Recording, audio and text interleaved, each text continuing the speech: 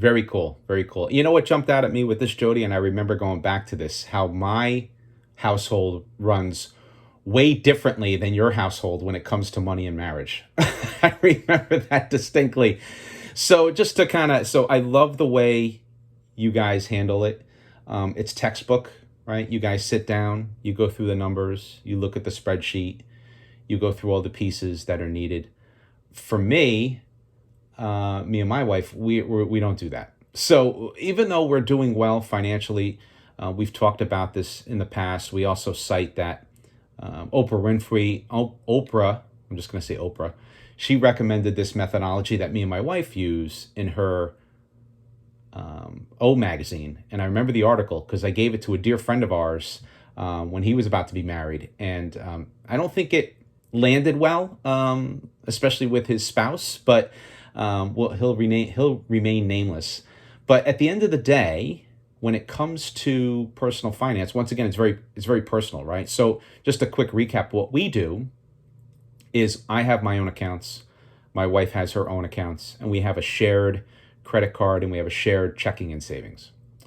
And every month, and this started way before we were married, when we were living in Queens together, we started a joint account. We each put equal amounts of money into that joint account.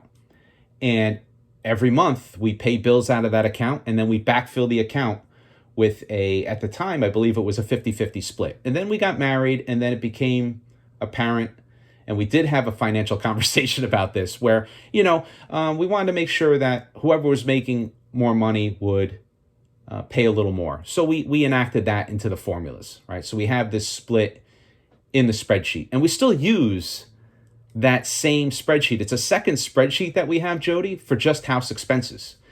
And every month I'm the one who pays the house expenses. I handle all those payments.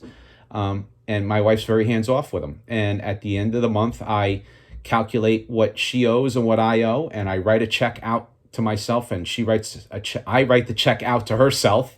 She signs it, and then I deposit them, and we move on. And it's gotten better with the technology. When we first started this, I used to have to take each and every check, get them signed, go to a bank, make the deposits, and now it's all digital, right? But it's worked out pretty well. So once again, different ways of money and marriage, but I remember this episode, and I remember thinking, wow, that is a great way to do it.